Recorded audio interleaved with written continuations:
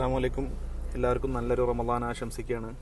പരിശുദ്ധ ഖുർആൻ ഇറങ്ങിയ മാസമായതുകൊണ്ട് തന്നെ ഖുർആനിലെ രണ്ടായത്തുകളെ സംബന്ധിച്ച് സംസാരിക്കാനാണ് ഉദ്ദേശിക്കുന്നത്.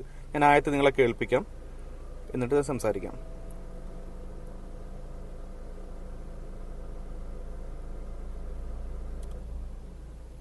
وقال الرسول يا لقد أضلني عن الذكر بعد إذ جاءني وكان الشيطان للإنسان خذولا. നമുക്ക് ഹിദായത്തൊക്കെ കിട്ടിയ ശേഷവും നമ്മൾ തെറ്റാൻ നല്ല സാധ്യത ഉണ്ട് എന്ന് അള്ളാഹു പറഞ്ഞു തരാണ്, നമുക്ക് മുൻകൂട്ടി അറിയിച്ചു തരാണ്. അങ്ങനെ ഹിദായത്ത് കിട്ടിയ ആൾക്കാരും തെറ്റിപ്പോയി അവസാനം നരകത്തിലേക്കുള്ള സംഘത്തിനോടൊപ്പം നിൽക്കുന്ന ഒരു സാഹചര്യം അള്ളാഹു മുൻകൂട്ടി നമുക്ക് പ്രവചിച്ചു തരാണ്. നമുക്ക് മുസ്ലിമാണ്, മുസ്ലിം മാതാപിതാക്കൾ ജനിച്ചു, പള്ളിയിൽ പോകുന്നുണ്ട്. ദാറ്റ് ഡസൻ മീൻ ജന്ന ഈസ് കൺഫേംഡ്. നമുക്ക് സ്വർഗം കൺഫേം ആണ്, നമ്മളൊക്കെ ഉടലോടെ നേരെ സ്വർഗത്തിലെത്തിക്കും. അങ്ങനെ ഒരു ചിന്ത നമുക്ക് വരാനേ പാടില്ല. നിങ്ങൾ ആലോചിച്ച് നോക്കൂ, നരകത്തിലേക്കുള്ള സംഘത്തിനോടൊപ്പം നിൽക്കുന്ന ഒരു ആളെ പറ്റിയാണ് പറയുന്നത്. ഇതിന്റെ മലയാളം ഞാൻ വായിച്ചായിരുന്നു നിങ്ങൾക്ക്.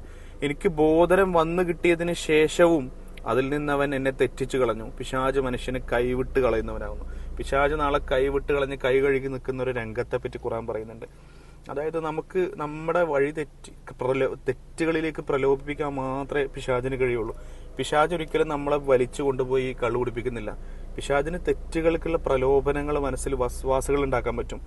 അള്ളാഹു സുബ്ഹാനഹു വ തആല നമ്മളെ വീണ്ടും വീണ്ടും വീണ്ടും നന്മയിലേക്ക് വരൂ, തെറ്റിലേക്ക് പോകല്ലേ എന്ന് പറഞ്ഞ ശേഷവും നമ്മൾ പിശാചിന്റെ പ്രലോഭനങ്ങളെ ഫോളോ ചെയ്താൽ നമ്മൾ മാത്രമാണ് അതിന് ഉത്തരവാദി. ഈ രണ്ടാമത്തെ ആയത്ത് ഞാൻ ഒരുപാട് വിശദീകരിച്ച് സംസാരിക്കുന്നില്ല. രണ്ടാമത്തെ ആയത്ത് മറ്റൊരു പ്രമേയമാണ്, തുടർച്ചയായിട്ടുള്ള ആയത്തുകളാണ്. പക്ഷേ രണ്ടാമത്തെ ആയത്ത് ഞാൻ കേൾപ്പിച്ചു.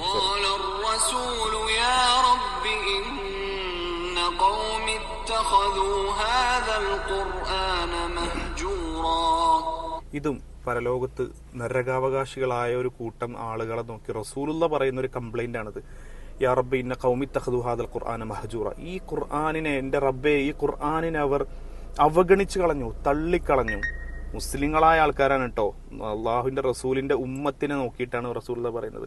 നോക്കൂ, അള്ളാഹു പരിശുദ്ധ ഖുർആൻ ഇറക്കിയത് നമുക്ക് സ്വർഗത്തിൽ പോകാൻ വേണ്ടിയിട്ടാണ്, നമുക്കുള്ള ഗൈഡൻസ് ആയിട്ടാണ്.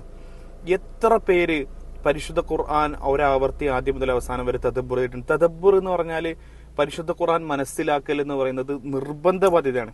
അത് ഏത് പണ്ഡിതനോടും ഏത് ഉലമാക്കളോടും നിങ്ങൾ ചോദിച്ചു നോക്കൂ, അത് എല്ലാ മുസ്ലിങ്ങൾക്കും വാജിബായ സംഗതിയാണ്. ഏതെങ്കിലും പണ്ഡിതന്മാര് ചെയ്ത് നമ്മളേതെങ്കിലും വല്ല റീൽസിൽ മാത്രം കേട്ടാൽ പോരാ.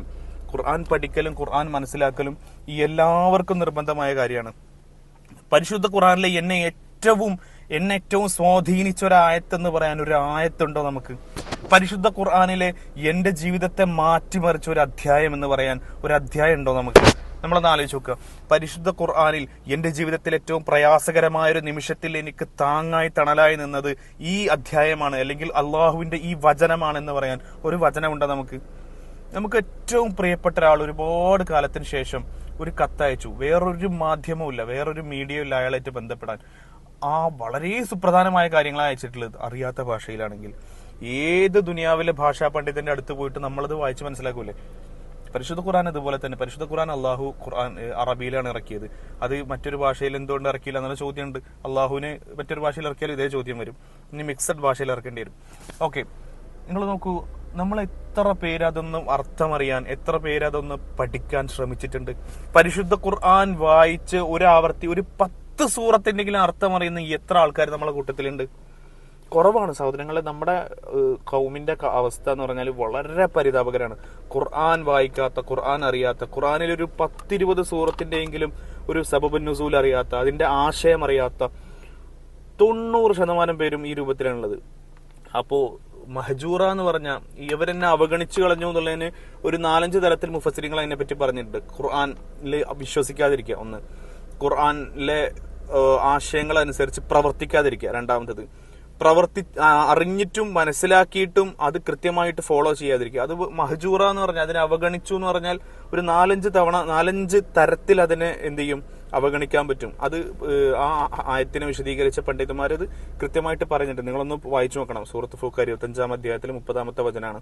നമ്മൾ ആ മഹജൂറ എന്ന് പറഞ്ഞ നരകത്തിലേക്ക് ഉള്ള സംഘത്തെ നോക്കി അള്ളാഹുവിന്റെ റസൂല് പറയുന്ന ആ സംഘത്തിൽ നമ്മൾ പെട്ടിട്ടില്ല എന്ന് ഉറപ്പുവരുത്തേണ്ടത് നമ്മളെ ബാധ്യതയാണ്. ഖുർആൻ പഠിച്ചേ തീരൂ, ഖുർആൻ വായിച്ചേ തീരൂ, പരിശുദ്ധ ഖുർആന്റെ തഫ്സീർ പഠനം തുടങ്ങിയേ തീരൂ. പരിശുദ്ധ ഖുർആൻ നമുക്ക് വേണ്ടി അള്ളാഹു ഇറക്കിയതാണ്. നമ്മളും ഈ നമ്മളെ സൃഷ്ടിച്ചവനും തമ്മിലുള്ള ബന്ധമാണ് ഖുർആൻ. നമ്മളെ സൃഷ്ടിച്ച് നമ്മളെന്തെങ്കിലും നമ്മളെ ലൈഫ് നമ്മൾ ഡിസർവ് ചെയ്ത് നേടിയതാണോ? നമ്മൾ എന്തെങ്കിലും കാര്യത്തിൽ മത്സരിച്ച് ജയിച്ച് അതിന് പകരമായിട്ട് നമുക്ക് കിട്ടിയതാണോ ലൈഫ്? ലൈഫ് ഇറ്റ് സെൽഫ് നമുക്ക് ഗ്രാൻഡഡ് ആണ്. ആ ഗ്രാൻഡ് ആരാണോ തന്നത് അവനും നമ്മളും തമ്മിലുള്ള കമ്മ്യൂണിക്കേഷനാണ്. അവന് നമ്മളോടുള്ള വിനിമയമാണ് ഖുർആൻ, കമ്മ്യൂണിക്കേഷനാണ് ഖുർആൻ. അത് പഠിച്ച് മനസ്സിലാക്കണം. എന്താണ് അതിലുള്ളത്, ഏത് രൂപത്തിലാണ് അള്ളാഹു സുബ്ഹാനഹു വ തആല നമ്മളോട് സംസാരിച്ചിട്ടുള്ളത് മനസ്സിലാക്കേണ്ടത് എല്ലാവരുടെയും ഉത്തരവാദിത്തമാണ്. അതിൽ ഉത്തരവാദിത്തത്തിൽ നിന്ന് ഒഴിഞ്ഞു മാറിയാൽ നരകമുറപ്പാണ്. അപ്പൊ സഹോദരങ്ങളെ, പരിശുദ്ധ ഖുർആൻ ഇറങ്ങിയ മാസമാണ്. ഈ മാസത്തിലെങ്കിലും നമ്മളൊരു നിയത്ത് വെക്കുക. ഖുർആൻ ഞാൻ പഠിക്കും, പരിശുദ്ധ ഖുർആൻ പഠിക്കാൻ ഞാൻ തുടങ്ങും എന്നൊരു നിയത്ത് ഇൻഷാ അല്ലാഹ് എല്ലാവരും വെക്കുക. പരിശുദ്ധ ഖുർആൻ പഠിക്കാത്ത മനസ്സിലാക്കാത്ത ഹതഭാഗ്യരിൽ നാളെ നരകത്തിലേക്ക് എത്തുന്ന ഒരു സംഘത്തെ പറ്റി അള്ളാഹുവിന്റെ റസൂൽ പറയുന്ന യാ റബ്ബി ഇന്ന ഖൗമി ഇത്തഖദൂ ഹാദൽ ഖുർആന മഹ്ജൂറ, ഇവർ ഖുർആനിനെ അവഗണിച്ച് തള്ളിയവരാണ് റബ്ബേ എന്ന് സങ്കടത്തോടു കൂടി റസൂലുള്ളാഹി പറഞ്ഞ സാഹചര്യത്തിൽ ആ സംഘത്തിൽ നമ്മൾ പെടാതിരിക്കണം. നമുക്ക് ജീവൻ നൽകിയവന് നമ്മളോട് പറയാനുള്ള സ്നേഹ സംഭാഷണമാണ്. നമ്മളെല്ലാവരും പഠിക്കാൻ ശ്രമിക്കാം. അസ്സലാമു അലൈക്കും വറഹ്മത്തുള്ളാഹി.